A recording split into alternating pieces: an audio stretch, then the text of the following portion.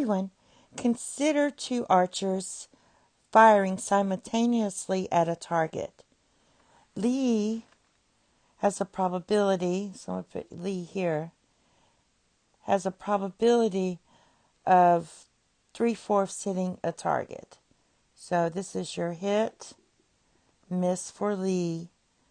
And so if this is 3/4 probability hit, that means 1/4 is a miss. These two have to add up to 1.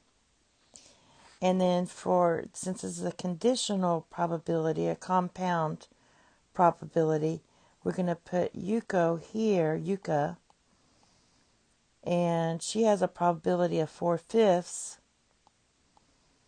to 1/5.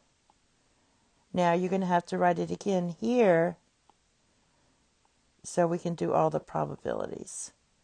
And so this would be her hit and miss, her hit and miss. All right. And that's how you set up the tree diagram. So now let's find the probability that at least one of them hit the target. So for one of them to hit at least one, that means we have here, if we fill this out, we have hit, for this one. That means you multiply these two numbers.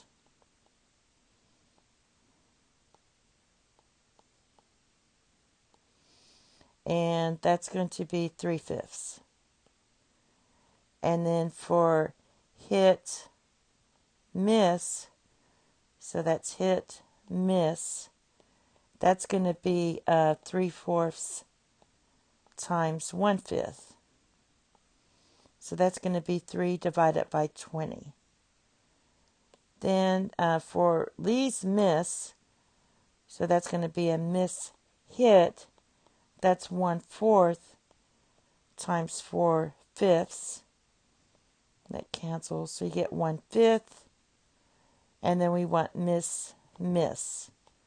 That's 1/4 times 1/5, which equals 1 divided by 20. So the probability is at least one of them hit the target. So at least one hit. So the 2 hits are fine because that's at least 1. Here's at least 1. Here's at least 1. This one we can't use. So when you're talking about at least 1, that means at least 1 or 2. So or always means you're going to add. So we're just going to add these up. So that's going to be 3/5 plus 3/20.